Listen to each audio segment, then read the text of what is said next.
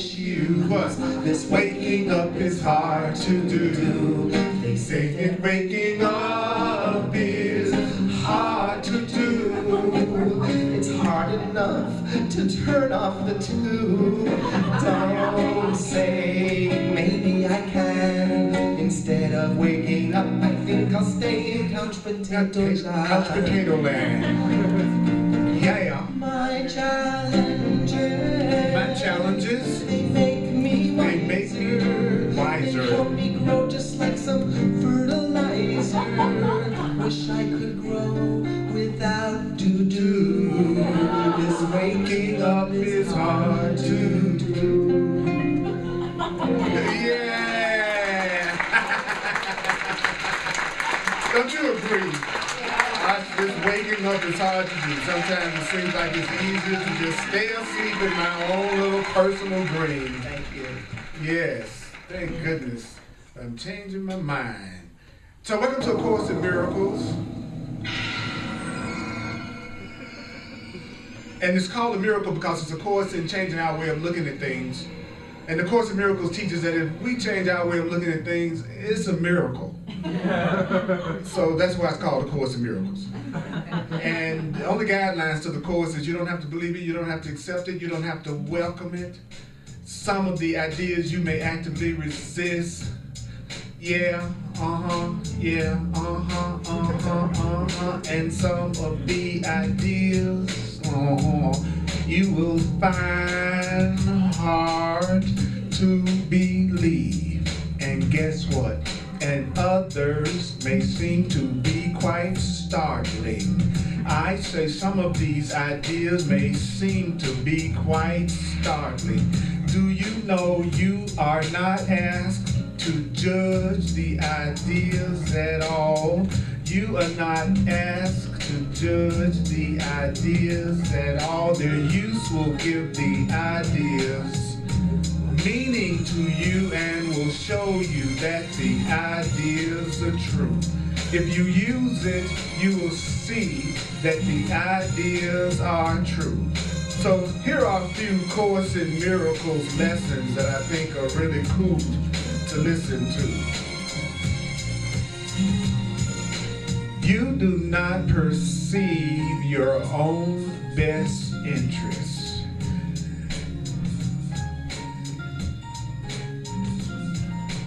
You are determined to see.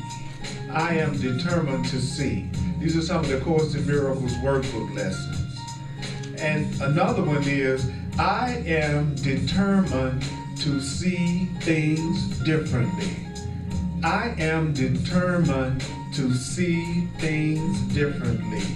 I do not know what anything is for. I do not know what anything is for. Above all else, I want to see.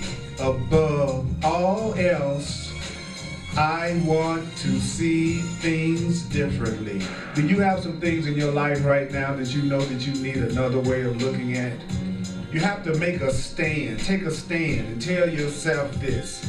Go, I am not the victim of the world I see. It goes, I am not the victim of the world. Let's be with that one for a moment. I am not the victim of the world I see. I am not the victim of the world I see. I am not the victim of the world I see. I am not the victim of the world I see. And it goes, I have invented the world I see. I have invented the world I see. There is another way of looking at the world. There is another way of looking at the world. There is another way of looking at the world. There is another way of looking at the world. I could see peace instead of this. I could see peace Instead of this, I could see peace. Instead of this, I could see peace. Instead of this, there is nothing to fear. Woo. There is nothing to fear. You know, it could be there is nothing to fear, and it could be there is nothing to fear. Just depends on the inflection you use on it. And that's true about a lot of stuff in the Course in Miracles. You can change the inflection and you get an entirely different meaning from the sentence. And we've been talking about concepts. And we've been talking about self-concept versus self. And what most people don't realize is that they're always looking at the world through their own concept of themselves. Like you're looking at your world through your concept of things, and you're looking at the world through your concept of yourself. So your concept of yourself is actually determining the world you see. And who you think you are determines what you think your needs are. So your needs are based on who you think you are. If you think you're insecure, then you think you need validation and strokes all the time. If you think you're confident, you just need to express yourself more, and that's what you're here for. So your world and your life is a reflection of nothing but the thoughts and the concepts that you have about yourself. And the Course in Miracles in this section called Self-Concept versus Self is teaching us that we have two concepts about self. One concept is the concept that we're innocent and everybody's doing everything to us. We're these really cool people and people just don't appreciate us. And that we're somehow the victim of what's going on around us. And he says the other concept of ourselves is, which is hidden from us, is that whatever I'm going through, whatever I am, it's because of you. That everything that's happening in my world that's making me unhappy is being caused by you. If you were different, I would be happy. So the Course is we always make up a concept of ourselves as being innocent, and then we make up another concept of ourselves where we see ourselves as the product of our mother, our father, our childhood, our boss, our job, something outside of us, and that if people weren't making us be cruel and mean to them, we'd just be nice all the time. So those are the two concepts that we make. And so we left off the last time we were covering this. We in chapter 31, and let me find that page because I'm using my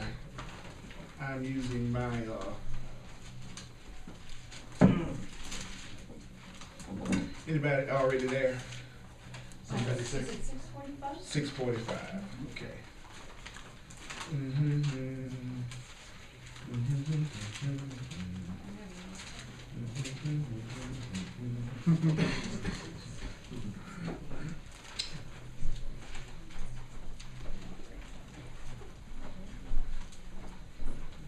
I was on the page and then I took out my little. Okay.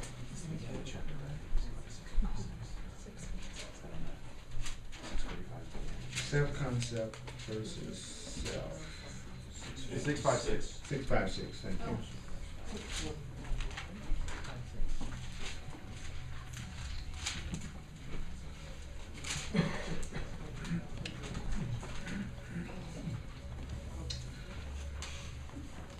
I'm starting with the paragraph 7 on page 657, that starts off by saying concepts are learned. So concepts of yourself are not natural. That means that you wouldn't have a concept of yourself if you didn't learn it. So that means that your concept of yourself isn't really given. A concept of yourself is made up by you. And then if you're seeing a life that's a reflection of your concept of yourself, and that concept was learned, then that means some of your concepts, not one of those concepts, the Course says, is true. And many of your concepts of yourself come from feverish imaginations, hot with hatred and distortions born of fear. So there are a lot of people who have concepts of themselves that's based on hatred and distortion and fear. And what is a concept but a thought to which the maker gives a meaning of its own? So your concept of yourself is just a thought that you're giving a meaning to, that you're making up. So the whole world is made up and maintained by, the Course in Miracles says what? Concepts. But these concepts cannot be used to demonstrate that anything that you're looking at is real, because all of the concepts that we have about everything were made in the world, within the world, born in the world's shadows, growing in the world's ways, and finally maturing in the world's thoughts. In other words, your concept of yourself is an idol. It's an idea of idols. It's painted with the brushes of the world, which can't make a single picture that's true. So in other words, we're hypnotized, mesmerized, programmed robots who have been taught what we should value, who we are, and what we should believe. And when we accept these beliefs that we've been given as the truth about ourselves, then we become good citizens of society and usually very unhappy at the very same time, because they're not based on who and what we are. And so the Course says, so a concept of yourself is meaningless because nobody can see what it's for. Because I don't know your concept of yourself until you tell me your concept of yourself. So therefore I know your concept must be made up, because you got to tell me about it before I recognize it's true. And a concept is always something that you wouldn't know unless someone described to you. Like if we were sitting up here and we didn't have any clothes on and they said, who in here is a doctor? We would have no idea who it was, because it's a concept. All concepts have to be described. And what's so important is to realize that no one knows what your concept of yourself is, and everybody around you are making up a concept of you themselves. So that means I not only make up a concept of myself, I also make up a concept of you. I not only make up an idea of who I am, I make up an idea of who I think you are. So everybody you know has a different idea of who they think you are. And they are acting as if their idea of who you are is really who you are. And so they're reacting to their own concept of you, and who you are is on the other side of everybody's idea about who you are. That's why it really doesn't matter so much what you say to another person as far as them really understanding what you say, because they're only going to understand the interpretation of what you're saying that they are giving to what you're saying. So no one's really hearing anything you're saying. Haven't you noticed? Okay, so that means you should answer people in terms of what you want to remember more so than what you think they're going to understand about what you just said. Because they're listening to themselves. They're not really listening to what you're saying. Have you met anybody that has an idea about you from a long time ago, let's say, and even though you've changed 100 times over, they still think you're the same person that they thought you were a long time ago? Right, so that's an example of a concept of you that's being created by the people around you. You know, I just visited family, and I just got back yesterday, and I always think when I go home that it's like walking in on a movie set. Because immediately I become father, brother, uncle, cousin, grandfather. You know, I become all these various roles that I don't necessarily identify with myself as being me at all. So my daughter relates to me as if I'm her father. My granddaughter relates to me as if I'm her grandfather. My sister relates to me as she thinks of the brother she grew up with. Because people tend to think of you basically as the person you were the last time they lived with you if you were family. And I haven't lived with my family since I was 18 years old. So my point is, I was getting a chance to react to all the different concepts that people had about who they think I am. And I had to stay aware of who I really am in the midst of all those concepts of who I am. And fortunately, what I realized when I was there is that their concept of me is that they love me and they think I'm a loving, lovable person. So that concept is a concept I approve of. Now, because that's a concept that's more in line with the truth of who I really am, and you being seen as loving and lovable is more in line with the truth of the concept of who you really are. So what the Course in Miracles does is it also uses concepts and ideas, but it gives you concepts and ideas of yourself that won't limit you, and concepts and ideas of yourself that are more in line with who you truly are as an unlimited spiritual being. So you go from wrong concepts to right concepts to a one-minded idea of who we really are. So we go from wrong-mindedness to right-mindedness to one-mindedness. You don't go from wrong-mindedness to thinking we're one. You have to go from wrong-mindedness to right-mindedness to knowing that we're one. So the Course in Miracles and Truth books are trying to give us what? The right perceptions, the right concepts, the concepts about ourselves that won't limit us and that will free us to have everything we've ever wanted in our hearts. So if you want to go beyond any of the blocks that you are experiencing in your life right now, you have to unlearn the concepts you have about yourself that you've learned since you were a child, that you now identify with, that's producing the world that doesn't necessarily give you the joy and fulfillment that you want. That is coming from your ideas and your concepts of yourself that you've learned and given yourself in the past. And sitting by passively waiting for your world to change will not work. I don't care how cute you are and how nice you think you are. Nice people get slammed every day. If being nice was enough to make everything go right, then there would be a lot more going on that we think we liked in the world. You know from your own experience that being nice isn't enough, which is funny because people work on being nice as if being nice alone somehow or another is going to guarantee you a happy life. I'm not saying being nice isn't a cool thing, but being awake will accomplish a lot more than being nice. Are you with me on this? You hear me?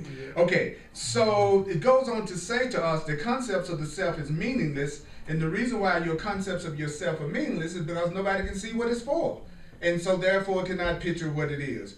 Yet it's all learning that the world directs, begun and ended with the single aim of teaching you this concept of yourself. From the time you were born, the world has been teaching you a concept of yourself.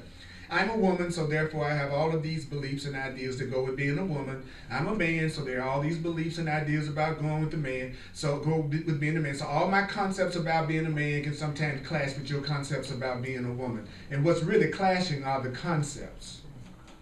And so the Course in Miracles is turning around and telling us that the world is trying to have a single aim of teaching you this concept of yourself. Why? Because if I teach you the concept of yourself that corresponds with the world's laws, then you're never going to try to go beyond the rules of the world, and you're not going to even realize how you're seeing yourself. So we're being told, it's almost like if you begin to wake up, you'll start to see that it's almost like looking at a world full of sheep who are just being told what to do, what to think, what's right, what's wrong, and then people are blindly following these ideas without questioning them, and the people who do question them are seen as the troublemakers and the rebels, and they are the ones who have the most fun.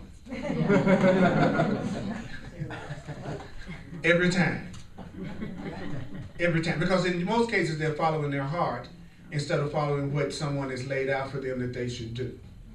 And what's cool about being a rebel, which simply means you're not going to allow someone else to define who you are, you're going to find out for yourself, is that if you're truly a rebel and you're truly following your heart and you're truly searching for the truth, then you're going to also attract to you other people who are also doing the same thing. So even as a rebel, you won't be by yourself. If you're a true rebel, if you're a fake rebel, you'll be by yourself in your perception. A fake rebel is someone who thinks that they're alone in their rebellious, unconventional thinking, and they're surrounded by people who seem to think differently from them, so they feel alone. That's the fake rebel.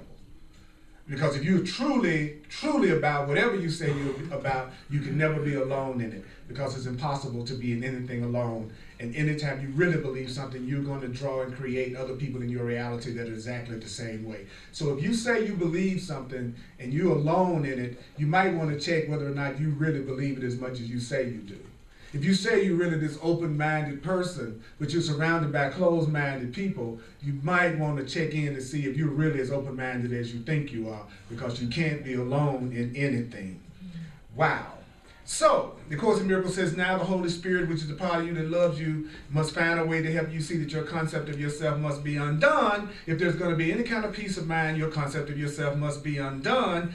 And it's going to be unlearned by lessons aimed to teach you that you're something else. So if you think that you're limited in some way, then you need lessons to teach you that you're unlimited. But otherwise, you're going to be asked to make a change of what you now believe for total loss of self, and then you'll be even more afraid. Even though I have a concept of myself that may not be the greatest concept in the world for me to have of myself, if you take that concept away from me and I don't have any concept of myself at all, then that's more terrifying than having the concept of myself that I've made up. Because at least I know my way around the concept of myself I've made up. Okay, if I have a concept of myself that relationships don't work out for me, then I'm so used to that when they don't work out for me, I know exactly which bar to go to. You know what I'm saying? So you come out, you know, as a matter of fact, they don't speed dial, and it's just like the cheers when you walk in and say, Ron! Earl! You know, because you got your pattern for how you deal with the things that you go through and that you put yourself through over and over and over again. So the Course in Miracles says, I'm not going to take away your old concept of yourself without giving you a new concept of yourself, or you would be totally afraid. So there's going to be a new idea of yourself that you need to get to let go of the old idea of yourself. Now, people don't really go for the new until they reach their limit with the old, and I found that my brothers and sisters have an unbelievable tolerance for pain. It is amazing how much that people will put up with and for how long they'll put up with it before they'll really make the decision that they're going to do something different. As a teacher, it blows my mind after 40 years of teaching how much stuff that people put up with and don't change. But there is a limit, and everybody reaches their limit sooner or later. Thank goodness. You know what I'm saying? Who's the person that's most willing to hear about new perceptions of how to do relationships? The person that's just had a relationship that's broken their heart. Who's the person that's most open to saying, I need another way to look at money? The person that's being evicted. You know, usually people have to get really down and out before they turn around and go, I'm going to do it differently. A smart person learns from somebody else's experience and then voluntarily changes without having to have the universe slam on their hood to get them to make the change. But my experience is that most people, not most people, but many people do not love themselves enough to voluntarily change their direction before they're going through excruciating pain. Because if a person feels guilty, they believe they deserve to go through excruciating pain. And so the excruciating pain that a person is going through that they don't try to change, that excruciating pain is actually the solution that they think that they have to their problem. In other words, if I'm a bad person, I need to be punished. The punishment is absolving me of guilt, and so then I'll be all right after I suffer. So some people have settled on suffering as the way to solve their problems. Like if I suffer enough, things will just change for the better. I'm going to sad my way into happiness. I'm going to suffer my way into joy. Don't you see it a lot?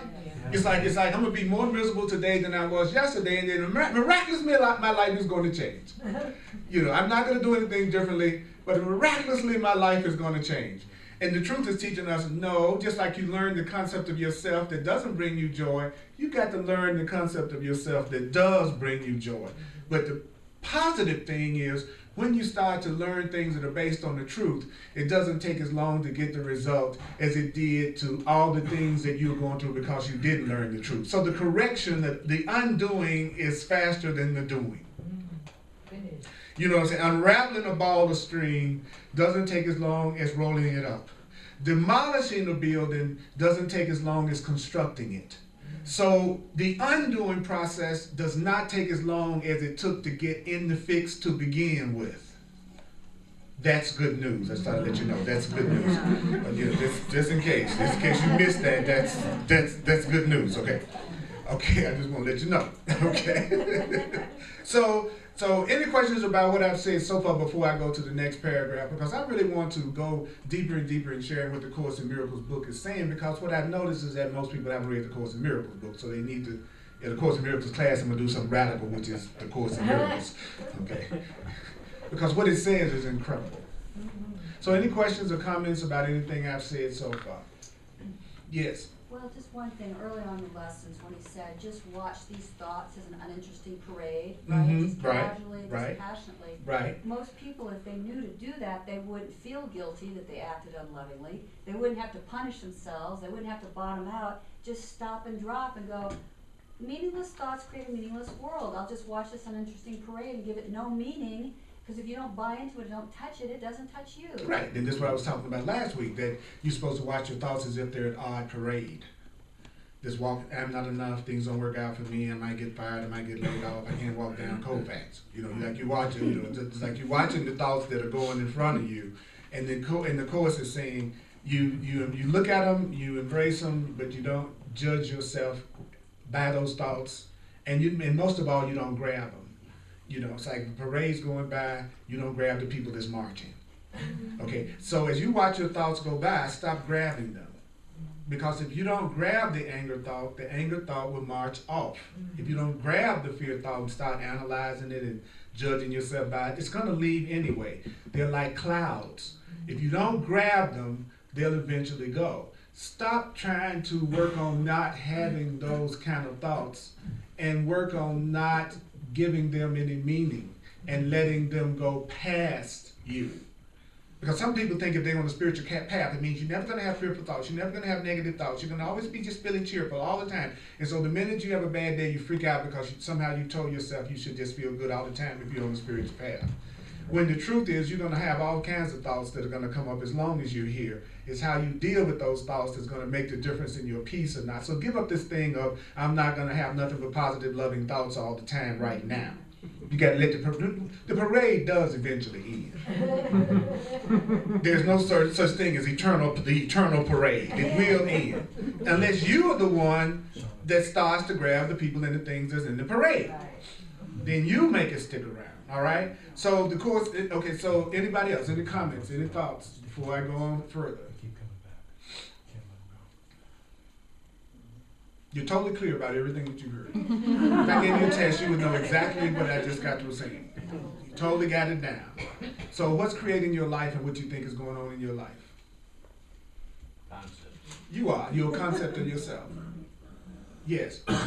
Where do you think our concept of ourselves comes from, you know? Because I feel like I was looking back the other day trying to imagine like when I kind of became conscious, when I started like building myself, and I realized like I don't feel like I actually made it in a way. You know what I mean? I feel like a lot of it was like reflected back onto me.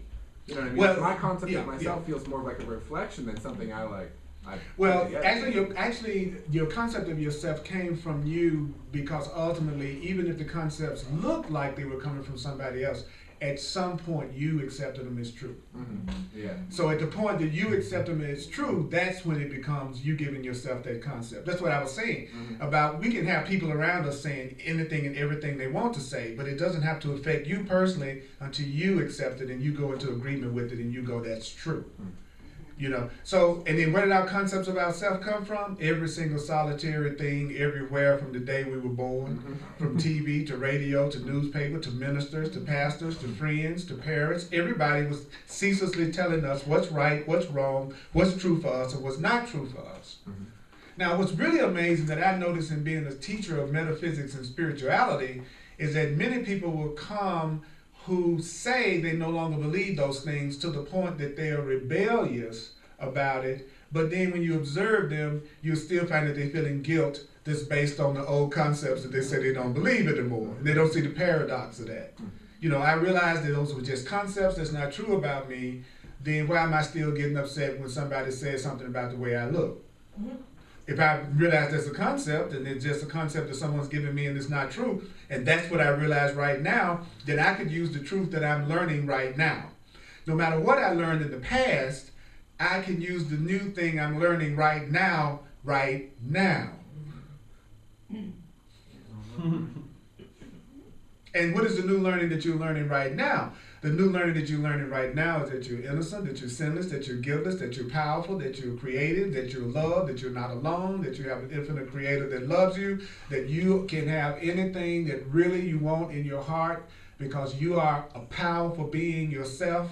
There's some good stuff we're hearing about ourselves right now. And so what we have to do is start using those concepts of ourselves instead of the concepts that we learn from the world. But why is that so hard? Well, the reason why it's so hard is because you've now identified with those concepts to the point that now you think the concept is you. So when they say get rid of the concept, it sounds like getting rid of you. Because it's everything I think I am. You follow what I'm saying? That's what I was saying. I can't take away your concept of yourself unless I give you another concept of yourself to take its place, so you would be afraid. So here's the concept of yourself, is that you're a spirit, is that you are loving, is that you're lovable. That's the new one. But you know what? Because it's the truth, it won't take as long for it to do its thing as it did to learn that you are not enough. But you could speed the whole process along by joining with other people who also want to believe the same thing. So who would be the most important person to join within a relationship? The most important person to join in a relationship is a person that's going to help reinforce these new ideas. Because your special relationships are your world. I'll say it again. Your special relationships, you're not in relationships with everybody on the street at a conscious level. You have personal friends and relationships. That's your world. So those people are your witnesses. So the people you allow to be around you in your personal life are your world. So it's really important to start being kind of choosy about who those people are. You know, don't go out with somebody and try to have a relationship with them just because they're breathing.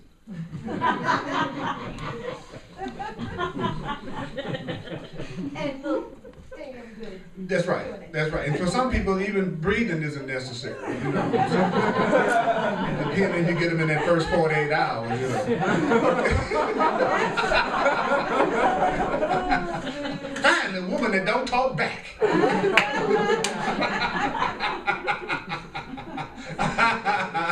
Have to enjoy her for rigor mortis to these things. Okay. Don't lose your sense of humor in this seriousness about the spiritual path. Don't lose your sense of humor. Please don't lose your sense of humor, okay? Because people think being serious is being spiritual. Okay, so let's go to the next paragraph then.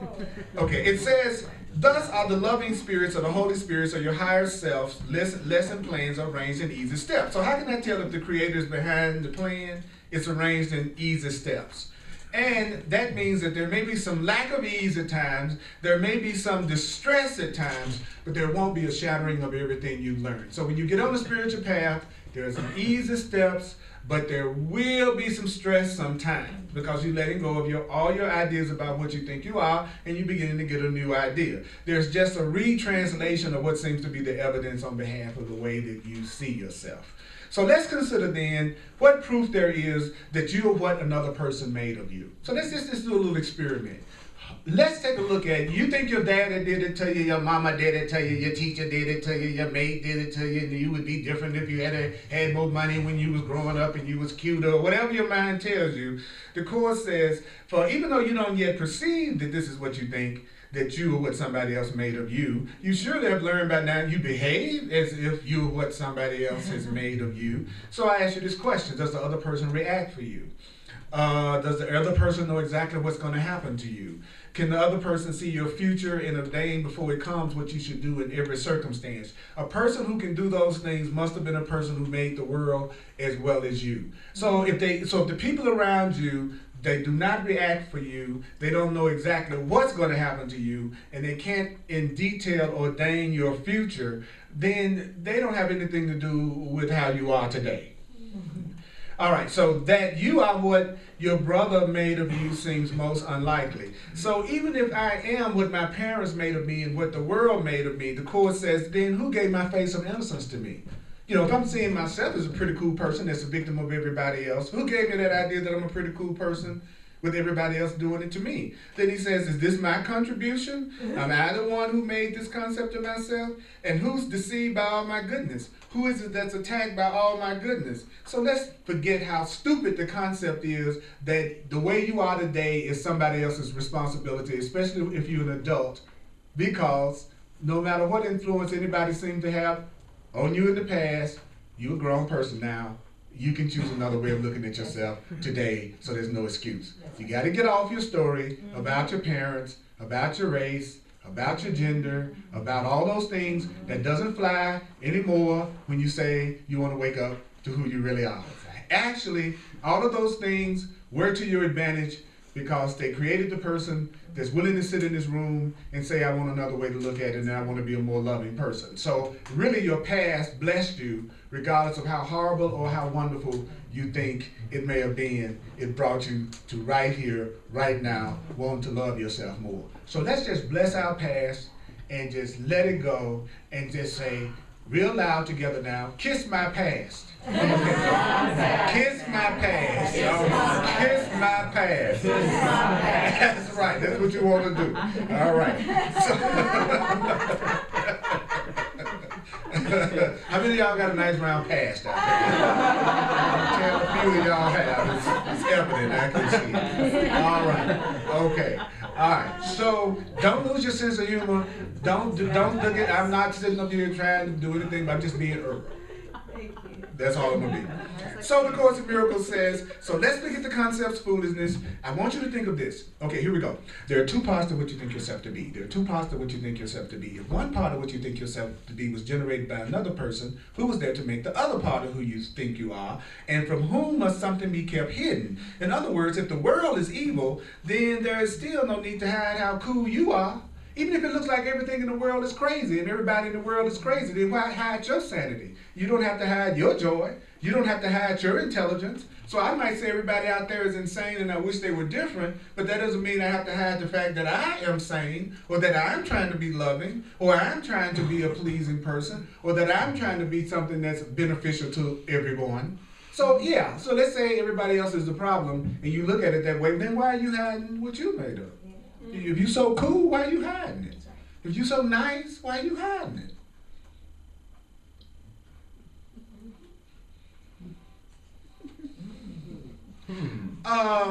Who's there to see it? And what but is attacked could need defense, the Course says. Wow, I love this book. Now, perhaps the reason why this concept must be kept in darkness is that in the light, the one who wouldn't think any of this is true is you. If we ever brought the concepts that we've come up with to the light, you're the one who wouldn't believe that is true. So let me ask you a question. What would happen to the world that you see if all its underpinnings were removed?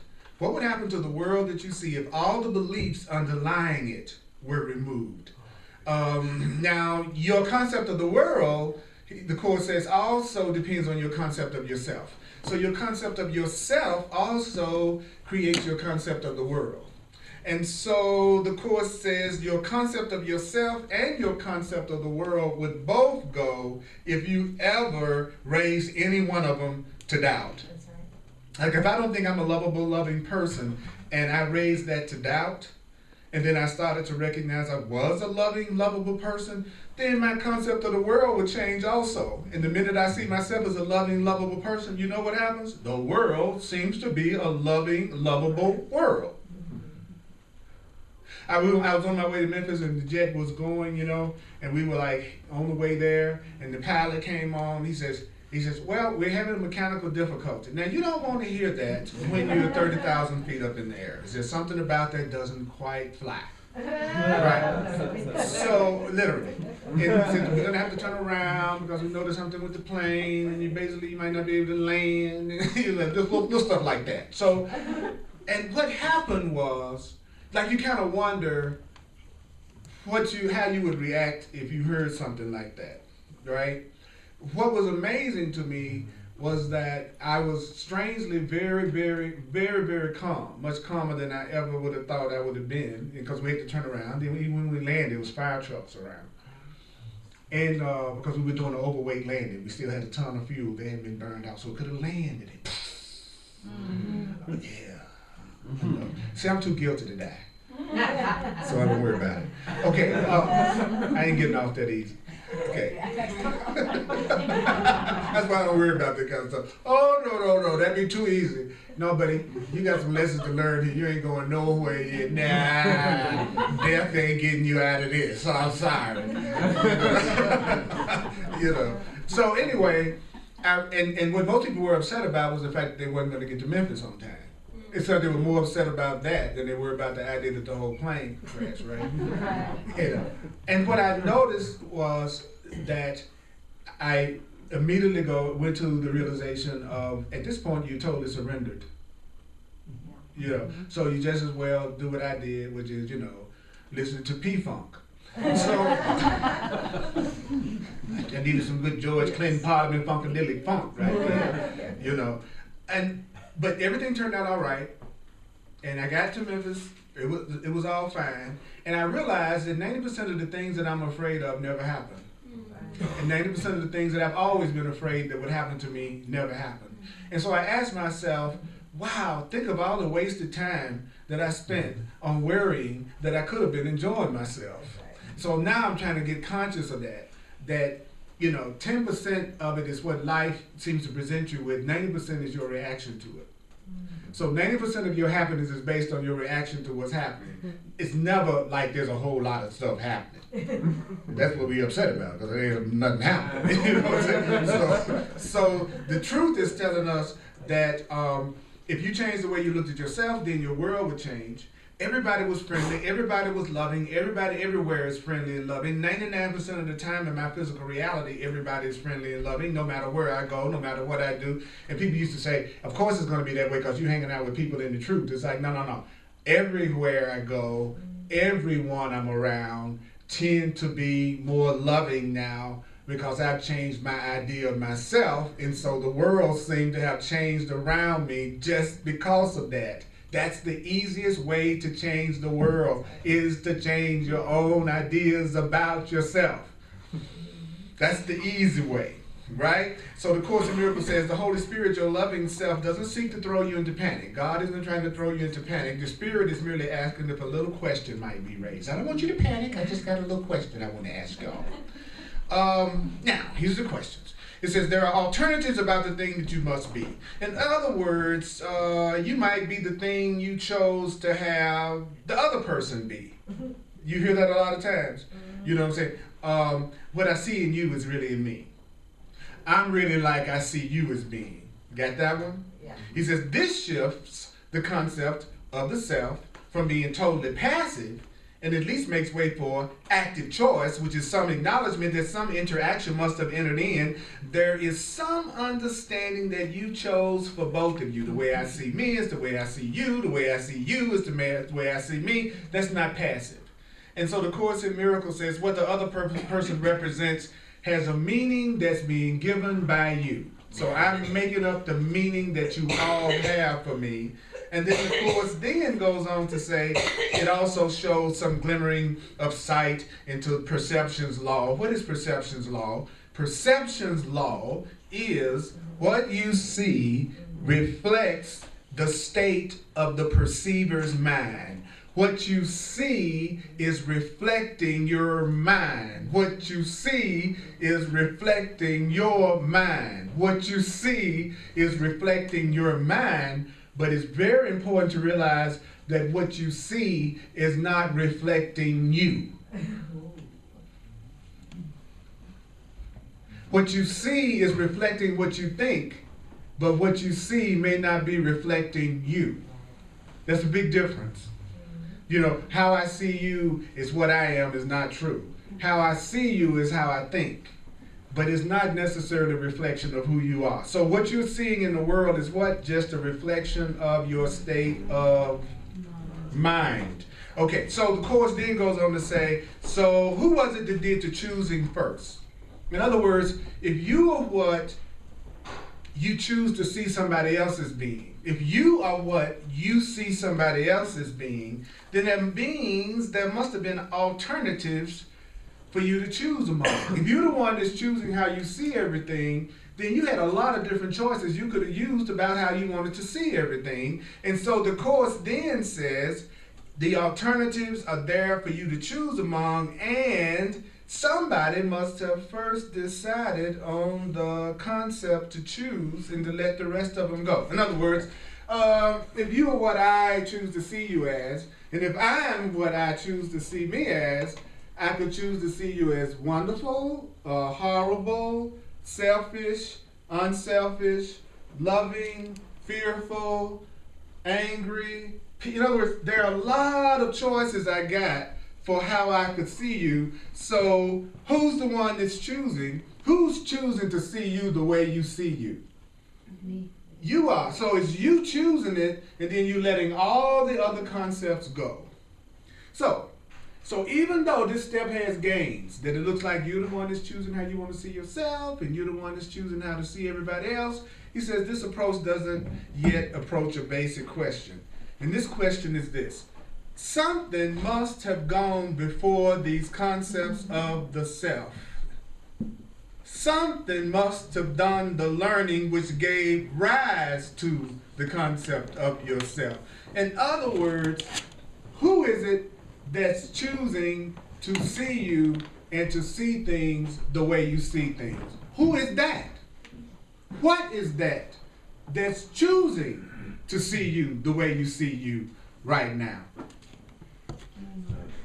That's who you want to get in touch with. You want to get in touch with the chooser, because it's the chooser that's determining how you experience your life. And so the Course then goes on to say, nor can this be explained by either view. So the main advantage of shifting to the second view from the first view is that somehow or another you're the one that's choosing how you see things. He says, but this gain is paid in almost equal loss, for now you stand accused of guilt for what the other person is. And so you got to share that guilt because you chose it for him in an image of your own. What does that mean? That simply means if what I see in you is in me, then we're now both equally screwed up. That's right. If I go, what I see in you is in me, and what I'm seeing in me is something that's not loving, so I see it in you. Well, if I see something that's not loving in you, and then I say it's in me, well, now both of us have the same issue. I'm seeing both of us with the same problem. So while only that person was treacherous before, now it looks like I've got to condemn myself along with him. In other words, if I see you as someone that's unloving and unlovable, then I go, well, if I'm seeing it in you, then it must be in me. Then the only thing I did was doubled it. Yeah. First, you're messed up. Now I'm messed up too. And that's what we do. Well, what I see in you is in me. The Course is saying, well, if you do that, that's not really helpful either. Because now, where it was just one of y'all messed up, now it looks like it's two of you messed up.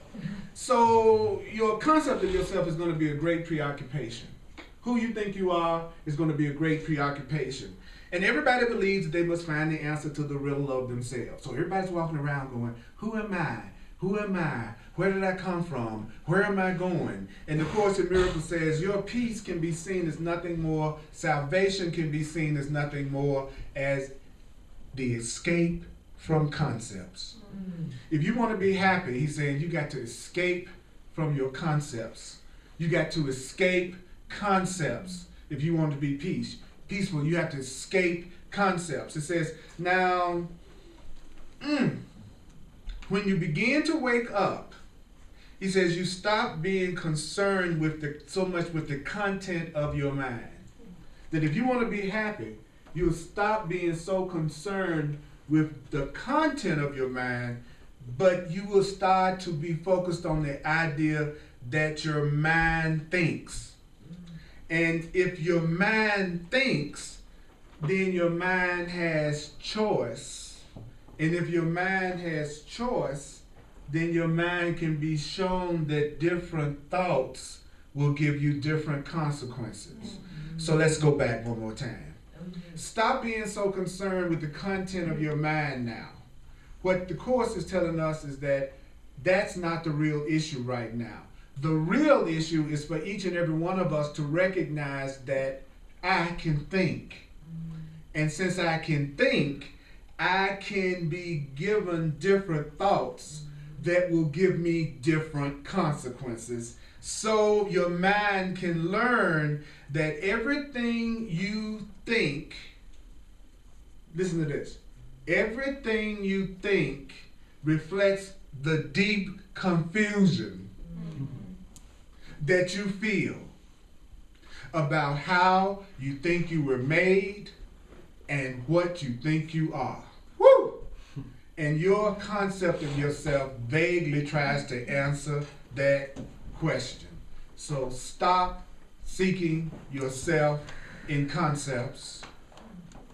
Recognize that no matter how you were brought up, and no matter what you believe about yourself, and no matter what you were taught, you can think. And if you can think, you can be given new thoughts. New thoughts. Course in Miracles, many truth books, new thoughts. And these new thoughts will give you new consequences. Would you acknowledge yourself, Holy Spirit, for you didn't have much today? That was deep, y'all hung in there. I just saw a few cross-eyed, roll back head, tongue sticking out to the side, just a little drool to the left. Y'all were doing really, really good. All right, let's do the financial expression of appreciation. I appreciate you sharing with me so much. In my full-time ministry with the Course in Miracles, say, Stacia, would you pass that back to Doc? Those of you online who would like to make a financial expression of appreciation, just go to my website, earlpurdy.com. And also I'm available for one-on-one sessions called clarity sessions, where I apply all these principles to your personal life and personal situation, and if you're open to it, also use my knowledge of astrology and numerology for additional insight. Also, I have an app now that you can download to your phone, and it will give you access to the classes and videos and audio so that you can listen to it. So there's an Earl Purdy app. There's an app for this. So I want you to check it out. And those online, if you want to sign up for the contact list so you can get a link to the videos or the classes, just go to my website or come up here after class and just sign the contact list, because I video every class so that you can get a chance to listen back to it over and over again. Because remember what I said earlier, which is that it's through the repetition that you're going to get a chance to change your concepts and therefore to change your mind. So I'm gonna do a quick review, and then at the end there's an announcement that we're gonna make at the end of the class. But right now we're gonna do a quick review. Take a deep breath. And I'd like you to just cool out and chill out and listen. I want to thank you for coming today, because when the weather is like it is today, the temptation can be great to do something else, especially when we're going to hear something that's intense as the Course in Miracles in its simplicity. So I really want to thank you for loving yourself enough to go, you know what, it's a beautiful day, but an hour is not going to kill you. You know, an hour is too much to let myself hear. And that says a lot. That sounds like you. That sounds like you're getting another concept of yourself. You know what I mean?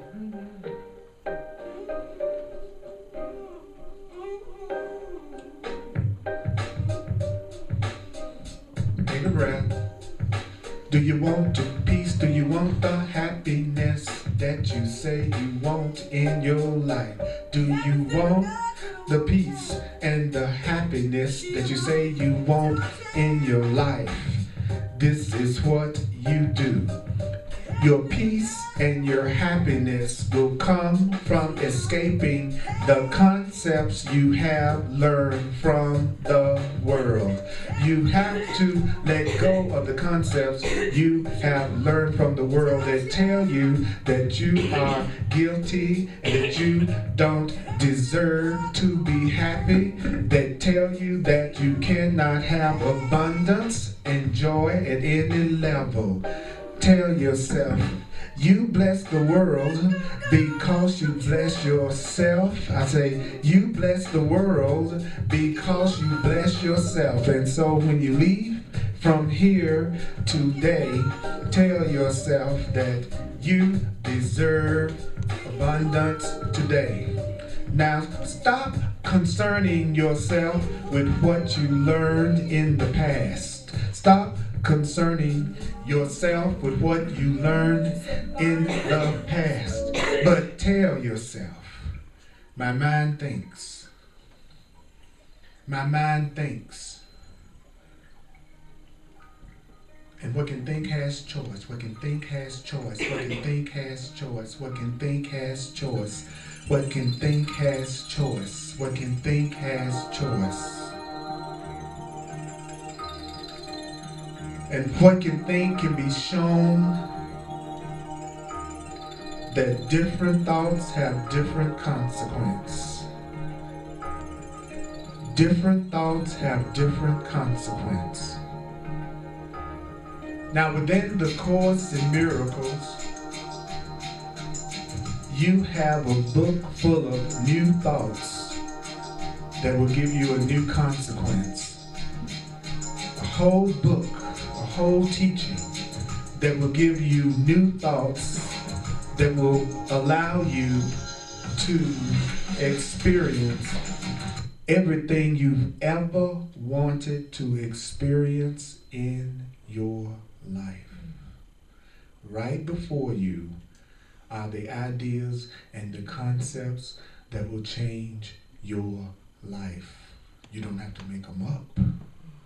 They're already given. You just have to take the time to focus in on them. So the thought I want to give you is this.